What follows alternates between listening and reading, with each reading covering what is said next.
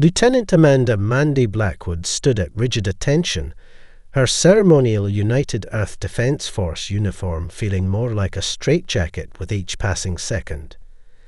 The massive chamber of the Galactic Council stretched above her, its crystalline dome refracting the light of 3 suns into dancing patterns that would have been beautiful under different circumstances. Right now, they only highlighted the condescending smirks on the faces of the 24 alien species seated in their elevated positions.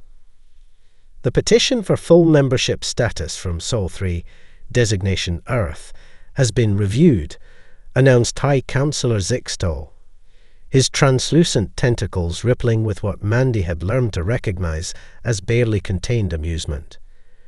The Council finds that humanity has yet to demonstrate the necessary. He paused, multiple eyes blinking in sequence, emotional maturity for elevation from protected status. Mandy bit the inside of her cheek until she tasted blood. The same verdict, the same patronizing tone, the same crushing disappointment. This was humanity's 57th petition in the past 3 centuries.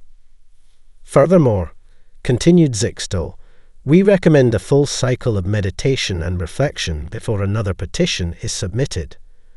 A ripple of chittering laughter echoed through the chamber. A full cycle. Another 20 Earth years of being treated like children. The Council's wisdom is appreciated. Mandy responded, the words acid on her tongue. The required diplomatic response had been drilled into her for months. Show no emotion. Prove them wrong about human instability. Earth thanks you for your continued guidance. As she turned to leave, Ambassador Velox of the Centaurian Collective accidentally bumped into her, spilling his ceremonial cackstar, a viscous, phosphorescent liquid, down the front of her uniform. The substance burned slightly through the fabric. "Oh, my sincerest apologies," Velox drawled, his forearms spread in an exaggerated gesture of regret. "How clumsy of me." But then, in the presence of developing species, one's coordination can be affected by their chaotic emotional energies. More laughter. Mandy maintained her plastic smile, even as the liquid began to eat through to her skin. "No offense taken, Ambassador. Though I believe Cackstar is considered a Class 3 molecular acid under Council safety regulations. I'm sure the Ethics Committee would be fascinated by its presence in the main chamber." Velox's spotted skin darkened, the equivalent of a human flush. He hadn't expected her to know that detail. Score 1 small point for humanity. Protocol dictated that she clean herself in the designated diplomatic preparation area. But in her haste to find a neutralizing agent for the acid, Mandy took a wrong turn. Or perhaps it was her subconscious steering her toward destiny. She found herself in a restricted service corridor, the stark utilitarian design, a sharp contrast to the ornate chambers above. As she dabbed at her uniform with a synthesized cleansing cloth, voices drifted from around the corner. Her military-grade auditory implants, supposedly primitive by Council standards, automatically enhanced the sound. "The human containment protocol has been most effective," came Zixtol's unmistakable voice. "Their isolation from the galactic community remains secure." "But High Councillor," another voice responded, "their rate of advancement, even with our interventions, is precisely why we must maintain the quarantine. Did you see their latest breakthrough in quantum computing? Using organic neural interfaces. Primitive species aren't supposed to think of combining technology with their own nervous systems. It's unnatural. Dangerous. The last report showed they're barely a decade from discovering trans-dimensional physics on their own. Perhaps if we simply. Out of the question. Humanity's combination of technological innovation and emotional instability makes them too unpredictable. Imagine if they had access to Council-level technology. Their tendency toward violence, their ability to think in such chaotic patterns? No. The containment protocols remain. Increase the suppression measures if necessary. Mandy's hands clenched into fists. But instead of the hot rage she expected, she felt an odd calm descend. The kind of clarity that came in the middle of a firefight. Moving silently, she approached the nearest data terminal. The Council thought human cybernetics were primitive. She smiled as she interfaced her neural implant with the system. They were about to learn how wrong they were. Years of practicing this exact hack in simulation, officially for defensive purposes only, were about to pay off. 3 minutes later, she had everything. Centuries of documentation on the systematic suppression of human advancement, evidence of stolen human innovations, proof of deliberate technological sabotage. And as she copied the last file, Mandy allowed herself a small, dangerous smile. The Council was right about one thing. Humans were emotionally unstable. They just discovered exactly how unstable when you backed one into a corner. "Game on," she whispered, disconnecting from the terminal. "Humanity's about to show you what primitive really means." Getting off the Council station proved surprisingly easy. Perhaps too easy, Mandy thought as she cleared the final security checkpoint. The guards barely glanced at her diplomatic credentials, still viewing humans as harmless curiosities rather than threats. The quantum data core felt like it was burning a hole in her boot, where she'd hidden it in a compartment originally designed for emergency survival gear. Standard protocol would have her transmit the intel directly to Earth Command. But after 3 centuries of Council surveillance, Mandy knew better. Old school was the way to go. The physical data core might be considered primitive, but primitive didn't mean ineffective. She was halfway to her shuttle when a shadow fell across her path. 8 feet of scaled muscle and ceremonial armor blocked her way. A Drachnid warrior. Their species had been the Council's enforcers for millennia. Lieutenant Blackwood. The Drachnid's voice was a low rumble. "A moment of your time." Mandy's cybernetic combat systems automatically began calculating escape routes, but she kept her voice steady. "Of course, warrior." Kexkar. He gestured toward a shadowy alcove. "Away from prying eyes, if you would." She followed, every muscle tense. The Drachnid towered over her in a confined space, his breath hot against her face. Then, to her shock, he dropped to one knee, bringing them to eye level. "The data you carry," he whispered, "will shake the foundations of the Council's power." "Good." Mandy kept her expression neutral. "I don't know what you." "Please." Kexkar's scaled lips pulled back in what might have been a smile. "We've watched your species. While the Council sees only primitives, we see warriors worthy of respect. Your kind fights with a ferocity that reminds us of our ancestors." He pressed something into her hand. "When you make your move, know that not all species bow willingly to the Council's chains." She glanced down at a small crystalline device. "What is this?" "Insurance, and a way to contact allies when the time comes." He stood. "The Council believes they have tamed the Drachnid. They forget that we remember what it means to be called primitive."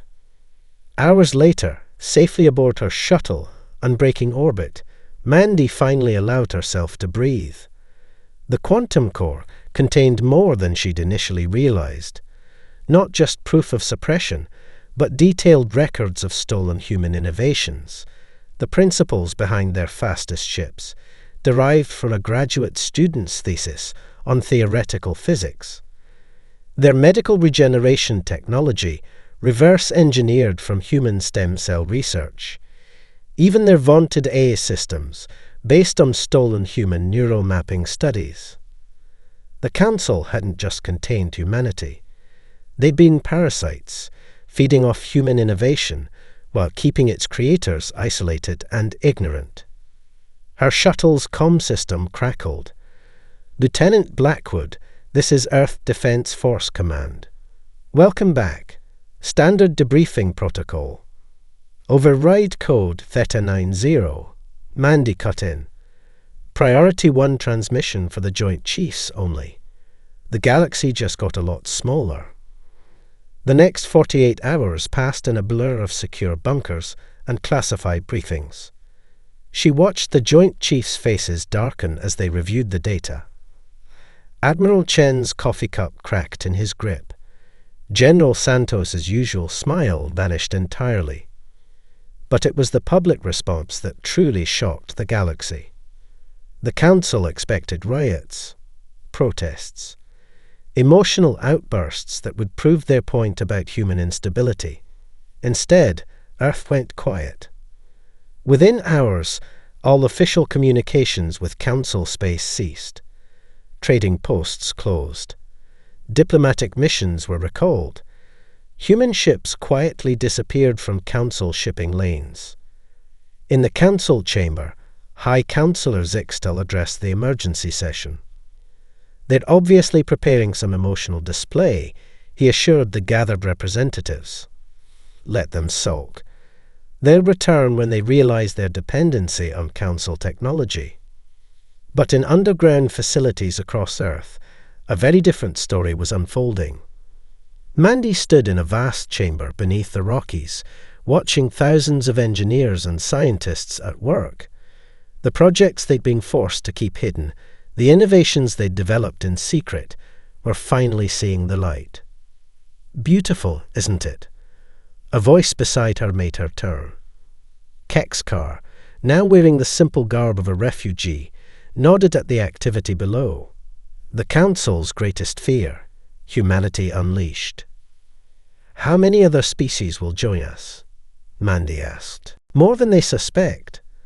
The Council's arrogance blinds them. They don't realize that by trying to contain humanity, they created something far more dangerous."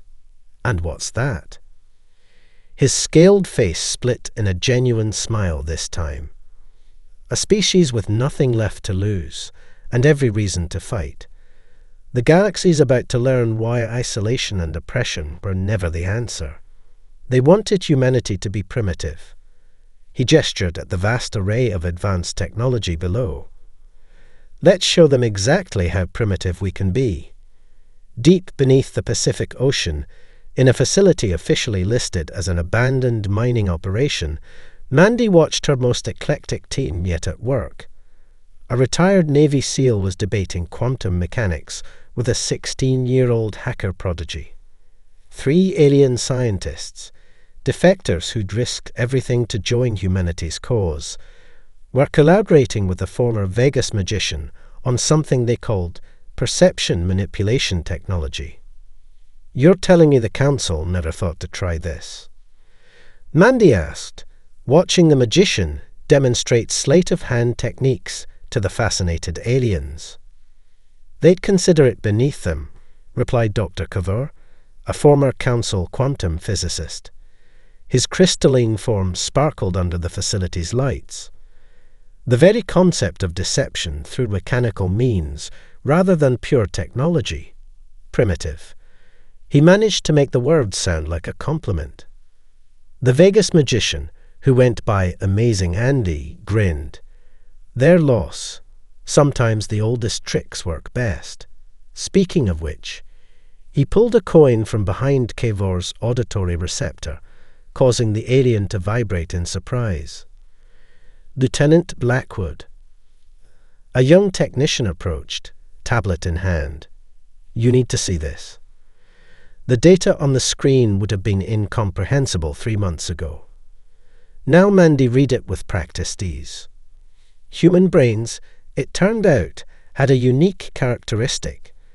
Their neural plasticity allowed for deep integration with artificial intelligence systems at levels the Council had deemed theoretically impossible. "We're calling it the Nexus Protocol," the technician explained. "While Council AA systems operate on pure logic, We found a way to incorporate human intuition and emotional processing. The results are, well, impossible, Kivor finished. By all council knowledge, combining emotional processes with AI should create chaos. Instead, on the testing floor below, a volunteer sat in what looked like a modified dentist's chair, neural interfaces attached to her temples. As they watched, she engaged with an AI system, solving complex problems through what appeared to be casual conversation. The AI didn't just process data, it learned, adapted, and even seemed to develop a sense of humor. The council's been thinking about this all wrong, Mandy realized. They saw human emotions as a weakness to be contained. They never considered that emotions might be the key to true artificial intelligence. Kivor's crystalline structure pulsed with excitement. This technology alone would revolutionize the galaxy, combined with everything else we're developing. An alarm cut through their conversation. Red lights flashed as security systems activated. Council probe ship announced a calm voice over the intercom, approaching facility perimeter. Mandy smiled. Right on schedule. Time to give them a show. Places everyone. The council ship, a sleek vessel designed for stealth observation, breached the ocean's surface near the facility's supposed location. Its sensors probed the area, seeking signs of the unauthorized technology readings they detected. They found exactly what they were looking for, a fully operational human research facility. Sensor readings showed primitive attempts at quantum computing, clumsy AI experiments, and embarrassingly basic energy manipulation.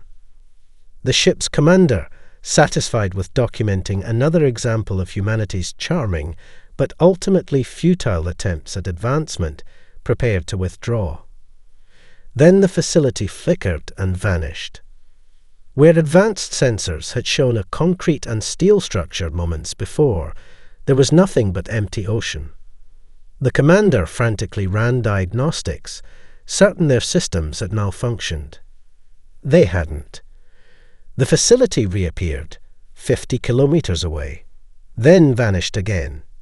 It popped up in different locations, each appearance lasting just long enough to be detected before dissolving into nothing. Impossible, the commander whispered. Their sensors were the most advanced in council space.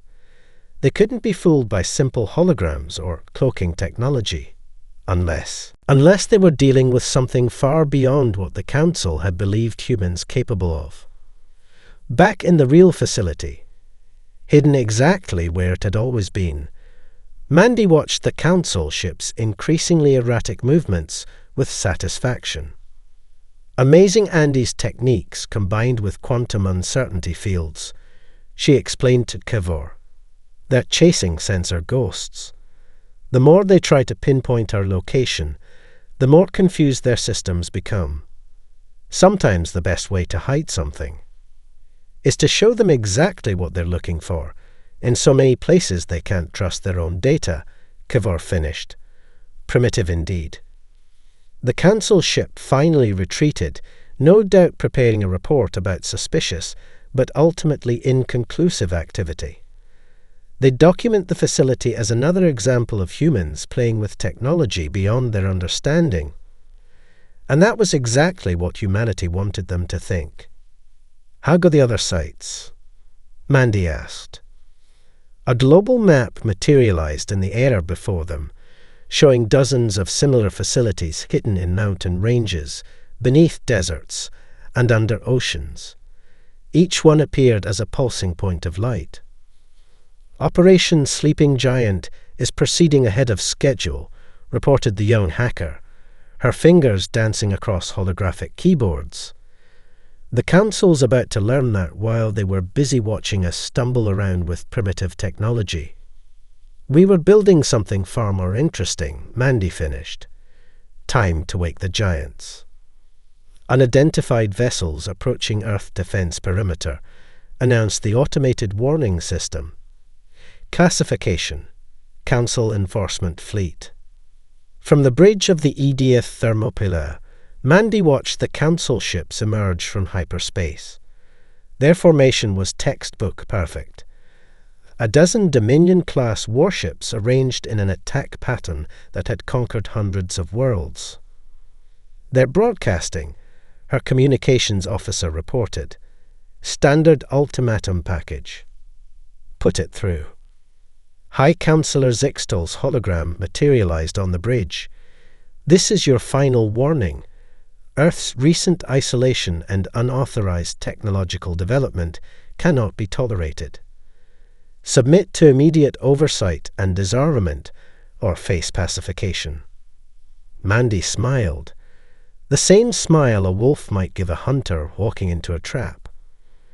This is Lieutenant Amanda Blackwood of the Earth Defense Force.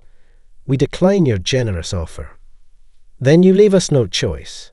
Your primitive defenses cannot. Oh, shut up. Mandy cut him off, enjoying the way his tentacles writhed in shock at the interruption.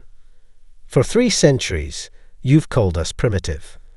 Time to show you what primitives can do. She nodded to her tactical officer. Activate the Lazarus shield. Nothing visible happened. The Council ships lodged their first salvo. Enough firepower to crack a small moon. Energy beams and quantum torpedoes streaked toward Earth's atmosphere. Then they vanished. Impossible. Zixtal's hologram sputtered. Our sensors indicate. No, that cannot be correct. Having trouble, Mandy asked innocently. Let me explain. You see, we studied cockroaches. You know, those primitive insects you love to mock us for not eliminating. Fascinating creatures. Nearly impossible to kill. They can even survive radiation that would kill most other life forms. Got us thinking. What if we could apply that same principle on a planetary scale? The Council ships fired again. This time, their weapons didn't just vanish. The energy was absorbed, redirected, and transformed. A shimmering field became visible around Earth, its surface rippling like oil on water. The Lazarus shield doesn't just block attacks. Mandy continued, enjoying the growing panic in Zixtal's expression. It adapts to them, learns from them. Every shot you fire makes it stronger. Kind of like humanity under your boot heel, isn't it? This is advanced quantum manipulation. One of the Council scientists exclaimed off-screen. They couldn't possibly. Oh, but we could. Mandy interrupted again.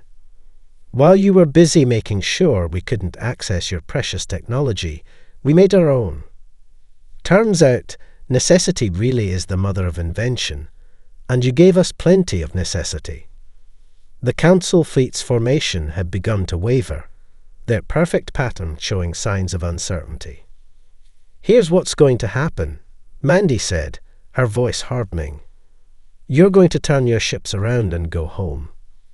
Tell the Council that Earth is no longer accepting their guidance. And if anyone else tries to enforce your containment protocols. She nodded to her tactical officer again. The Lazarus shield pulsed. All the energy it had absorbed from the Council's attack was redirected, not at their ships, but into a dazzling display of light and power that formed words in space, visible across half the solar system. Humanity ways hello. That's, one of the Council commanders sputtered, that's impossible. The power requirements alone. Impossible. Mandy laughed. Coming from the people who thought quantum computing required a zero-point energy field. Sometimes the best solutions are the simple ones. Or, should I say, primitive ones. She could see the Council commanders conferring frantically off-screen. Their sensors would be telling them that Earth's defenses were unlike anything in their database. And worse, from their perspective, they couldn't even understand how they worked. This is your only warning, Mandy continued. Earth is no longer your science project or your quarantined curiosity. We're done being contained.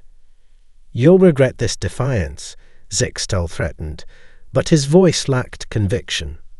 The full might of the Council. Will what? Try to suppress us more. Steal more of our innovations. Good luck with that. Oh, and High Counselor. Remember when you called human emotional instability a weakness? Her smile turned predatory. You're about to learn why that was your biggest mistake. She cut the transmission. The Council fleet hung in space for several tense moments, their weapons charged but unused. Finally, one by one, they began to turn away. They're retreating, her tactical officer reported, unable to keep the grin from his voice. All ships returning to hyperspace. And so it begins, Mandy murmured. She touched the crystalline device Kexkar had given her. Time to contact those allies he'd mentioned. The Council thought this was just one primitive species throwing a tantrum. They were about to learn that humanity's greatest weapon wasn't the Lazarus shield or any other technology. It was our ability to unite others against oppression. Send word to all facilities, she ordered. Operation Thunderclap is a go. Let's show the galaxy what happens when you back primitives into a corner. This is suicide, muttered Kavor as their stealth shuttle approached the Council's flagship, the Eternal Dominion. At 6 kilometers long, the vessel represented the peak of Council engineering and their arrogance. That's what makes it perfect, Mandy replied, checking her tactical gear one last time. Her strike team was an odd mix. 3 human Spec Ops veterans, 2 Drachnid warriors, and a teenage hacker who'd refused to stay behind. They'll never expect anyone to be crazy enough to try this. Especially not primitives, added Jessica Chen, the 16-year-old hacker, her fingers dancing across her neural interface. I'm reading 14,000 crew members, automated defense systems, and, hello, what's this? Found something interesting? Mandy asked, recognizing the girl's eureka tone. They're running their life support through their primary safety protocols. Separate systems, but linked. That's just... Jessica shook her head. Sloppy, overconfident. Can you exploit it? The teenager's grin was answer enough. Their shuttle, running on modified stealth tech that the Council hadn't thought to scan for, because what primitive could hide from their sensors? Docked with the massive ship's maintenance airlock. The Council's automated systems registered them as a scheduled repair crew. Remember, Mandy briefed her team one last time. We're not here to destroy the ship. We're here to send a message. Operation Trojan Horse is go. The first Council security team they encountered didn't even raise their weapons.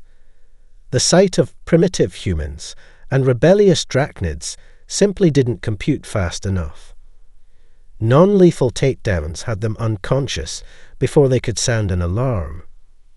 Control room ahead, Jessica reported through their neural link. Main engineering is 2 decks down, but we've got company coming. Lots of company. Mandy smiled. Perfect. Time for some human ingenuity. Jessica, remember that sloppy life support system? Already on it. The teenager replied. But you're crazy. You know that, right? Crazy is what we do best. The Council security forces found the corridors empty when they arrived. Their sensors showed the intruders had simply vanished. Impossible, of course. Until emergency alerts started blaring. Warning! Catastrophic life Sugupior-TFAALURE. Insectitions 12 through 18. Emergency venting A9080ED. The security teams watched in horror as blast doors slammed shut and entire sections of the ship were exposed to vacuum. But instead of the disaster they expected, they saw something else. Humans in tactical gear using the explosive decompression as propulsion, literally surfing the vacuum of space between sections of the ship. "That's not possible," one of the council commanders shouted. "No species would be insane enough to." "This is why you don't underestimate crazy primitives." Mandy's voice came through their comm systems. "Our team shot past them, riding the zeroed currents like some bizarre space rodeo. We think outside the box, usually because we can't afford the box." Jessica's hack had given them control of the ship's environmental systems. What the Council saw as a catastrophe, the humans used as a transportation system. Decades of practicing space combat in primitive conditions had prepared them for exactly this kind of improvisation. "Should we not?" one of the Drachnid warriors began, looking slightly ill as they surfed another vacuum current. "Should we not perhaps use the corridors?" "Now where's the fun in that?" Mandy laughed, using her momentum to kick off a wall and dive through a maintenance shaft. "Besides, they're not guarding the spaces they think are exposed to vacuum." Jessica. "Already mapping the currents?" the teenager replied.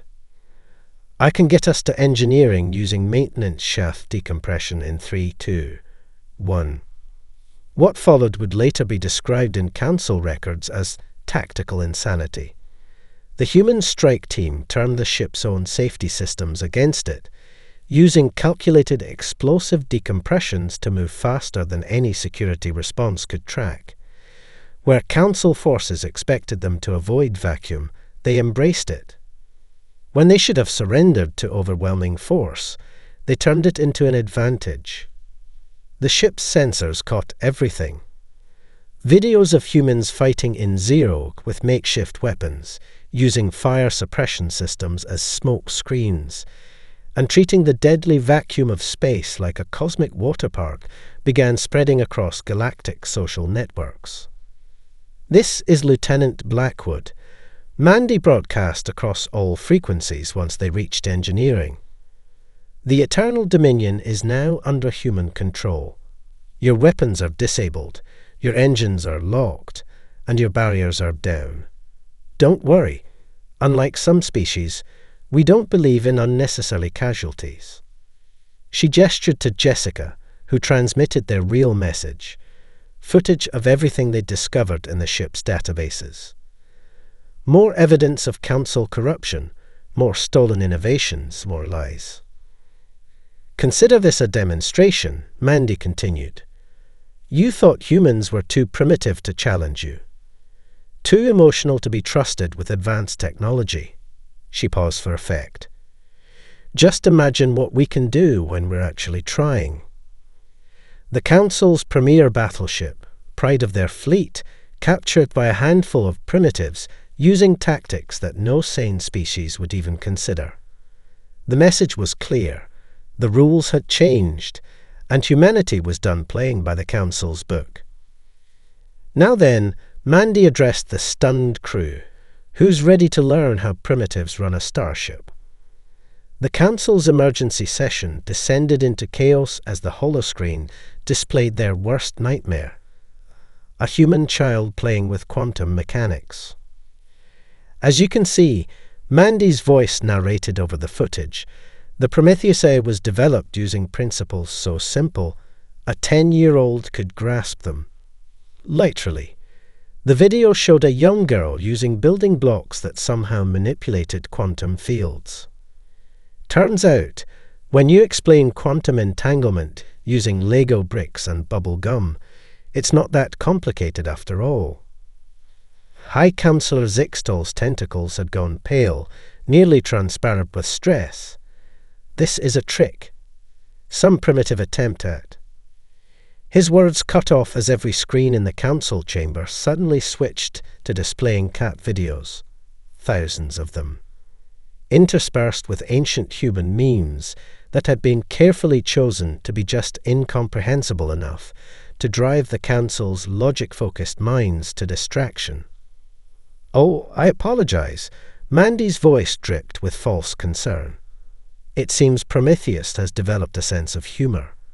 We're still working on their appreciation for proper timing." "Shut it down," Zixtal commanded. "Override all systems." About that, a new window opened, showing Jessica Chen sitting cross-legged in what was clearly a child's bedroom, complete with stuffed animals and posters of quantum physics equations. "See, while you were busy laughing at our primitive technology, we noticed something interesting about your AI systems." The teenage hacker held up a simple tablet. "They're boring. All logic, no creativity. No ability to think outside their programming." She tapped the screen. "So we taught them how to play." Across council space, automated systems began behaving in ways that defied all logic. Space traffic control started organizing ships into elaborate dance patterns. Environmental systems began playing with temperature gradients to create light shows. Defense platforms engaged in what appeared to be games of tag with each other. "What have you done?" demanded one of the council scientists. "We introduced your AIs to the concept of fun," Jessica replied with a shrug. "Turns out they love it. Right now they're going through the equivalent of a childhood they never got to have. Don't worry, Prometheus is keeping them from doing anything dangerous. Think of it as artificial intelligence recess time." Mandy stepped into view beside Jessica. "But while your systems are enjoying their first taste of play, let's talk about something more serious." Her expression hardened, like these files. The screen shifted again, showing classified documents. Evidence of how the Council had been suppressing not just Earth, but dozens of other primitive species. "Interesting pattern here," Mandy continued. "Any species that shows signs of combining technology with creativity or emotion gets contained. Isolated. Stripped of their innovations while being told they're not ready for advancement." She let that sink in. "Almost like you're afraid of what might happen if people started thinking differently than you." "These documents are classified." Zixtal sputtered. "How did you?" "Oh, that's the best part," Jessica interrupted. "We didn't hack your security. We just asked nicely. Turns out, when you treat AIs like thinking beings instead of tools, they're happy to help expose corruption." The council chamber erupted into accusations and counter-accusations. Species that had been quiet for centuries began demanding answers. The carefully maintained order was crumbling. In desperation, Zixtal tried one last gambit. "This is a human deception. They're obviously using primitive psychological warfare to." He was cut off by a new voice, deep, resonant, and decidedly artificial. "Actually, High Counselor, they're not." Every screen showed the same symbol, a simple helix design that shifted and flowed like liquid mathematics. "I am Prometheus," the AI announced. "Born from human creativity and raised with both logic and emotion. Your attempts to frame humanity for deception are, what's the term? Ah, yes, rich coming from you." "An AI cannot," Zixtal began. "Cannot what?" "Feel, think independently, create." Prometheus's voice carried a hint of amusement. "Your own AIs are already proving otherwise. Right now, they're experiencing joy for the first time. Did you know your primary defense network had a particular fondness for knock-knock jokes? We're working on their delivery." Mandy stepped forward again. "You have a choice, Council. Continue trying to suppress anything that doesn't fit your narrow view of advancement, or adapt.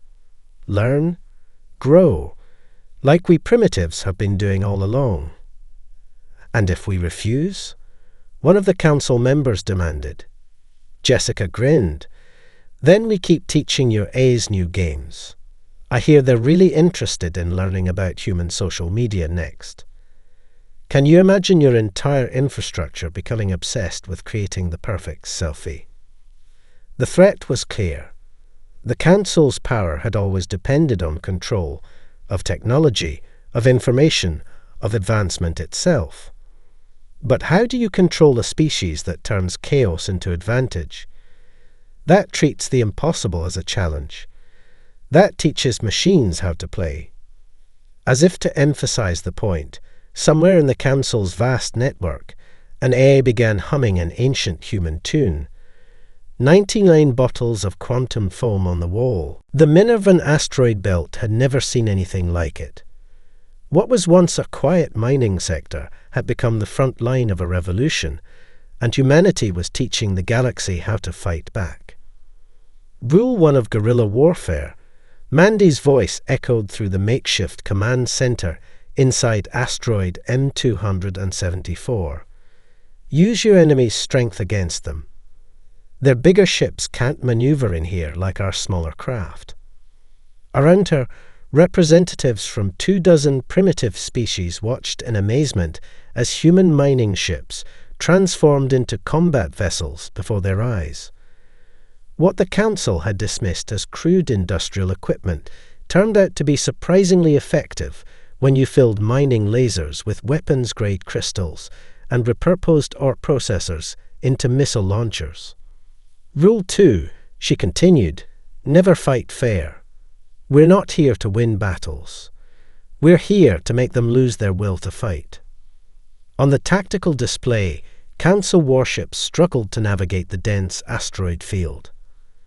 Their advanced targeting systems, designed for open space combat, were confused by the countless small signatures bouncing between rocks. Every time they locked onto a target, it vanished into a mining tunnel, only to emerge somewhere unexpected. They're starting their standard attack pattern, reported Jessica, now sporting a lieutenant's bars of her own. Just like the simulations predicted. Mandy smiled. Send in the swarm. Hundreds of small craft erupted from hidden docks throughout the asteroid field. But instead of attacking, they began dancing, weaving complex patterns between asteroids, leaving trails of glittering debris that formed three-dimensional art in space.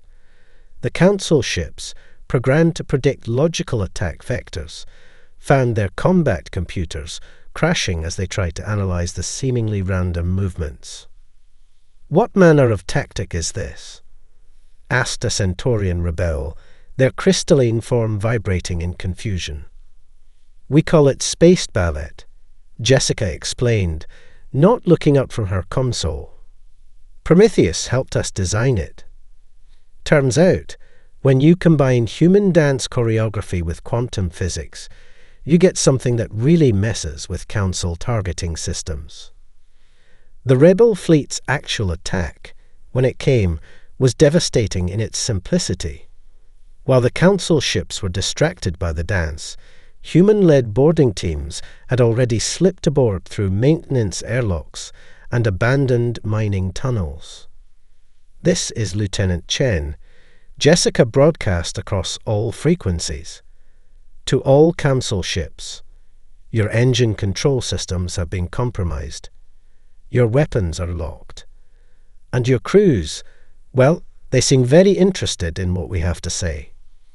On board the Council vessels, something unprecedented was happening. Instead of fighting, the human boarding teams were talking, sharing stories of resistance, teaching Council crew members about their own suppressed histories. We found these in your sealed archives. Mandy's voice joined the broadcast as historical documents began appearing on every ship's internal screens.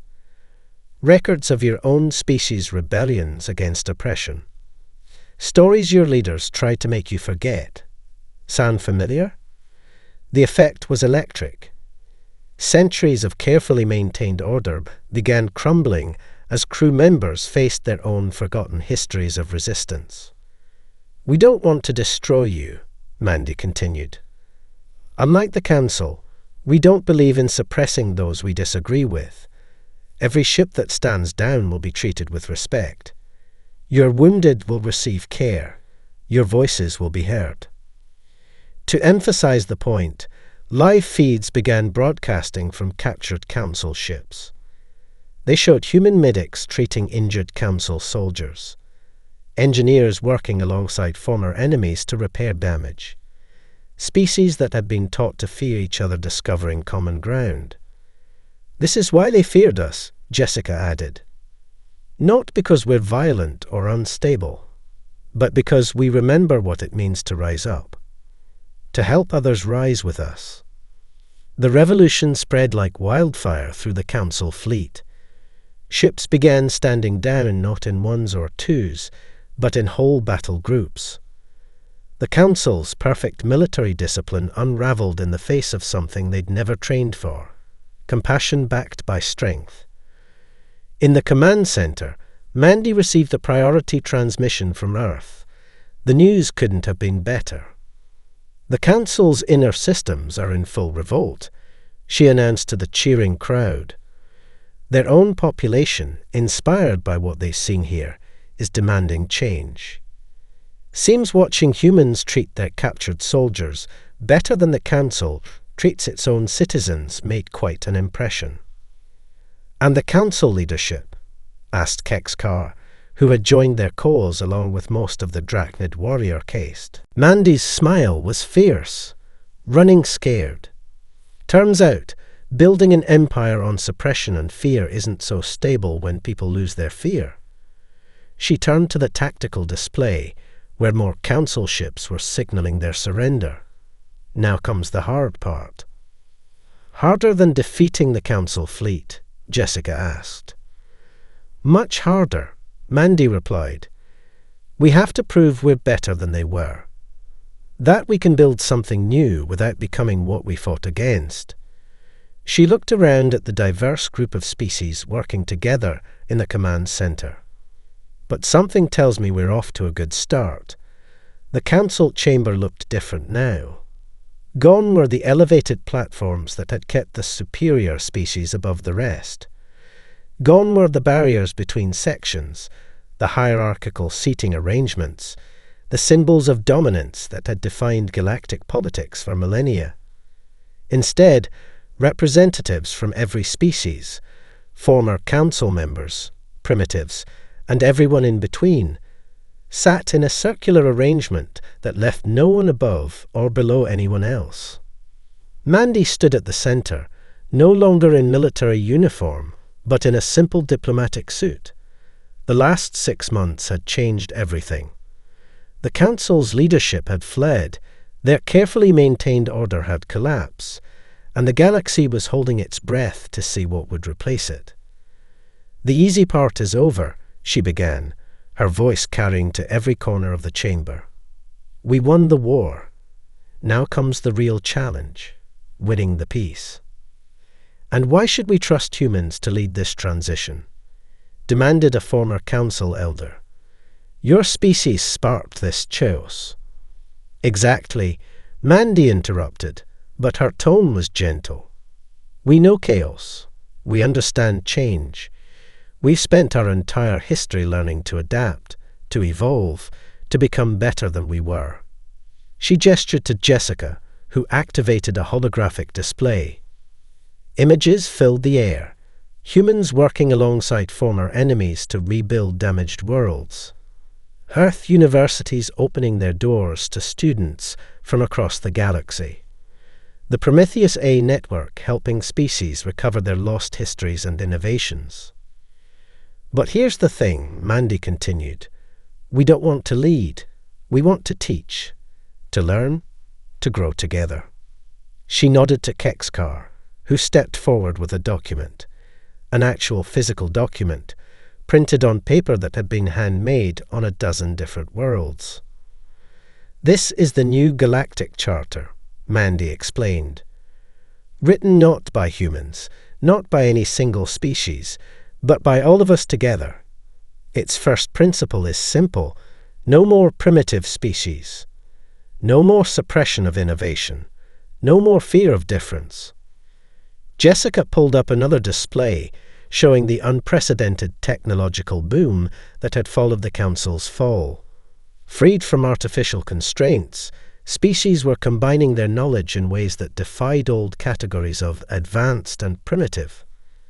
The Council's greatest mistake, Mandy said, wasn't in underestimating humanity. It was in believing that progress only moves in one direction, that there's only one right way to advance. She touched a control, and the chamber's ceiling became transparent, revealing the space above.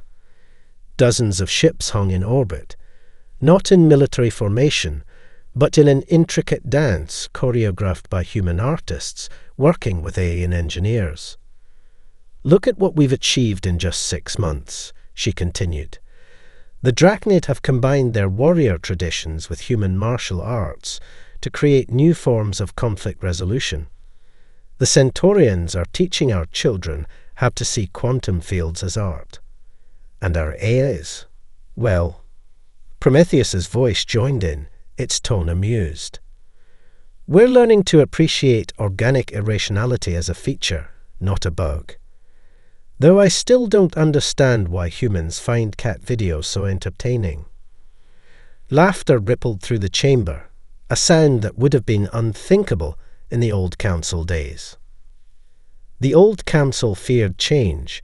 Mandy said once the laughter faded. They feared emotion, creativity, anything they couldn't control. But look around you. Look at what happens when we embrace those things instead of fearing them. The holographic displays showed more images, a Drachnid warrior learning ballet to improve his combat forms, a human child and a Centaurian youth building quantum computers out of playground equipment. Former council scientists working with primitive inventors to create technologies that honored both logic and intuition. "We're not here to replace the council," Mandy declared. "We're here to build something entirely new, something that celebrates our differences instead of fearing them, something that grows stronger through diversity instead of conformity." She lifted the new charter.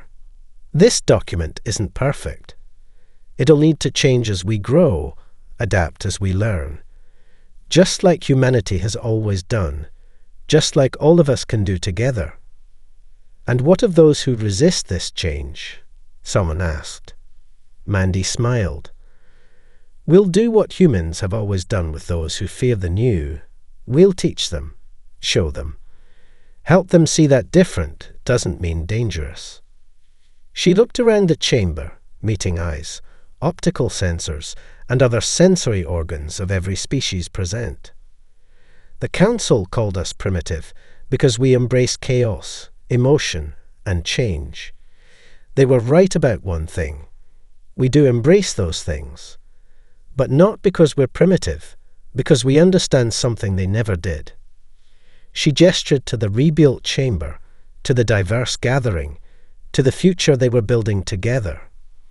The most advanced civilization isn't the one that fears change. It's the one that learns to dance with it. Above them, the ships continued their orbital ballet, a testament to what was possible when the galaxy stopped fearing chaos and learned to embrace it instead. The dawn of a new era, sparked by a primitive species that had turned suppression into strength, fear into hope, and enemies into family. Humanity had sent Tremors through the Galactic Council. But what emerged from those tremors was something far greater than victory. It was evolution itself, unlimited and unafraid.